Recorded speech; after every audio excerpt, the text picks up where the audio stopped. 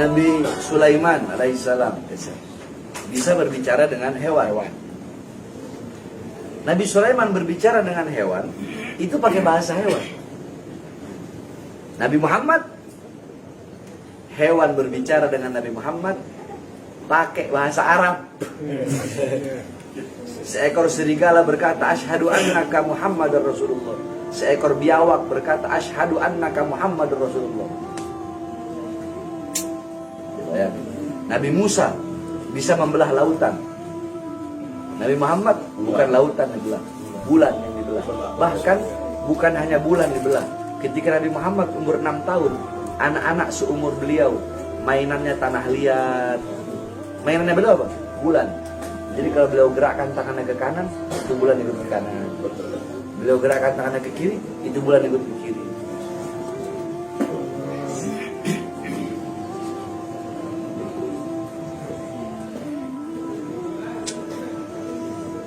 Gak usah Nabi Muhammad, kejauhan.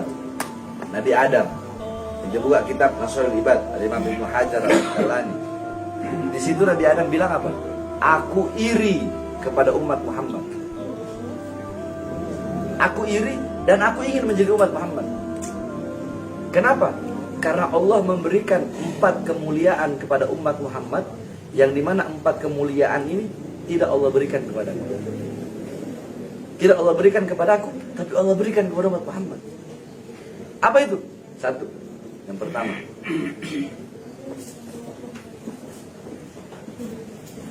ketika aku berbuat salah, Allah pisahkan aku dan istriku Hawa selama 450 tahun. 1 kali kesalahan. Iya, makan buah khuldi. Iya. Tapi umat Muhammad pagi, siang, sore, malam mereka berbuat salah, berbuat dosa, tidak Allah pisahkan mereka dengan anak dan istri mereka. Aku cuma 1 kali, Allah pisahkan 450 tahun. 2,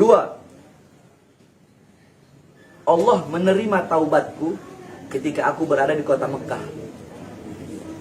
Di kota Mekah baru Allah terima taubat.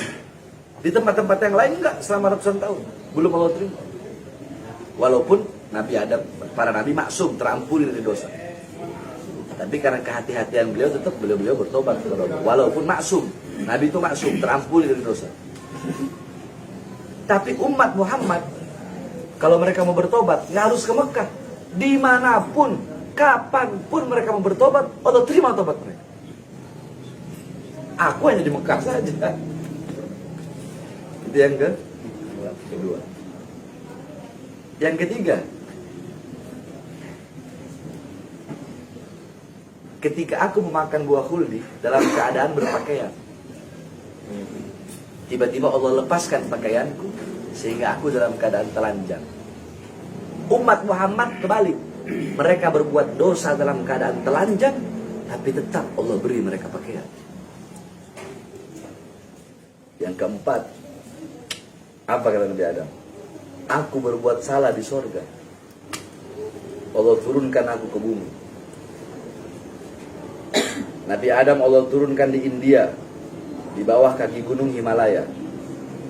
Siti Hawa Allah turunkan di Jeddah. Iblis Allah turunkan di Basrah, Irak. Aku berbuat salah di sorga, Allah keluarkan ke dunia, bumi. Umat Muhammad kebalik, mereka berbuat dosa di bumi, tapi kalau bertobat Allah masukkan ke surga.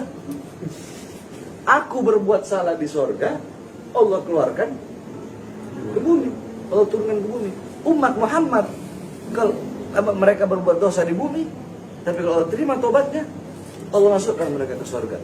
Aku iri kepada umat Muhammad, dan aku ingin menjadi bagian daripada umat Muhammad.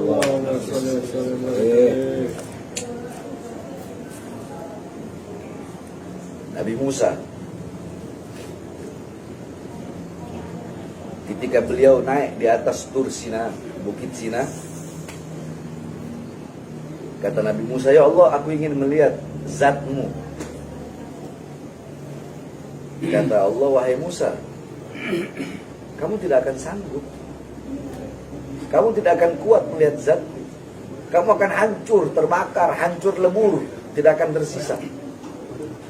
Ketahuilah wahai Musa, antara aku dengan hamba-hambaku ditutupi dengan 70.000 hijab, 70.000 penghalang yang menutupi antara aku dengan hamba-hambaku. Imam Ghazali menjelaskan, penghalang Allah itu Allah ciptakan dari cahaya, dari air, dan dari kegelapan. Di dalam penghalang Allah ada suara gemuruh air. Andaikan manusia Allah perdengarkan suara gemuruh air yang ada dalam penghalang Allah, maka seketika hati manusia itu copot dari badan dengan sendirinya. Saking dahsyat hijab dan penghalang Allah. Andaikan Allah buka penghalang, Allah perlihatkan kepada langit, langit runtuh. Allah perlihatkan kepada gunung, gunung berteburan bagaikan kapas. Ketahuilah wahai Musa, 70.000 penghalang ini tidak akan aku buka kecuali untuk Ahmad dan umat Ahmad. Apa kata Nabi Musa? Ya Allah, aku tidak bisa menjadi Ahmad. Maksudnya Nabi Muhammad. Aku tidak bisa menjadi Ahmad. Maka jadikanlah aku bagian daripada umat Muhammad.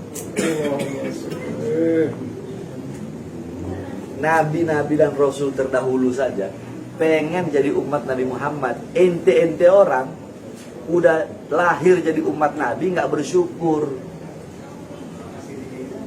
Bayangin Nabi dan Rasul nih, ini Nabi dan Rasul pengen jadi kayak kita umat Nabi Muhammad.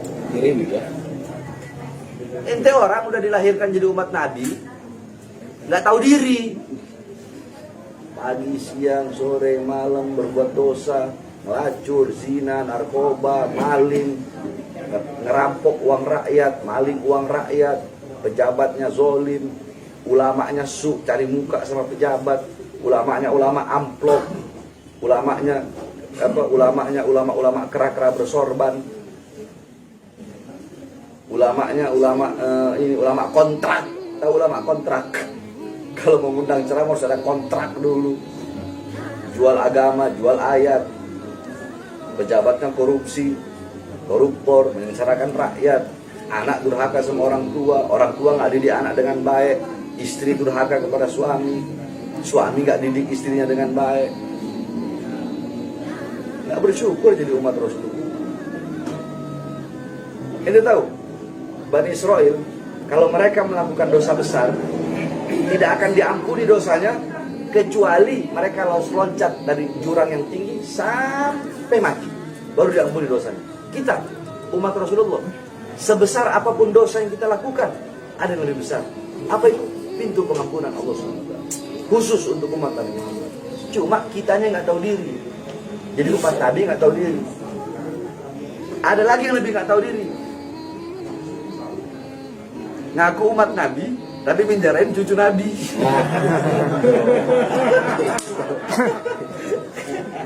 Siapa kamu punya Nabi? Nabi Muhammad.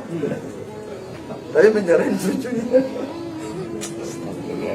Canda. Nggak apa-apa mereka mau penjarain, mereka mau laporin, biarin aja. Cuma pertanyaan anak, dengan wajah yang mana, dengan lidah yang mana kelak di akhirat ketika ditanya oleh Rasulullah, mereka mau menjawab dengan lidah yang mana, dengan wajah yang mana mereka mau menjawab.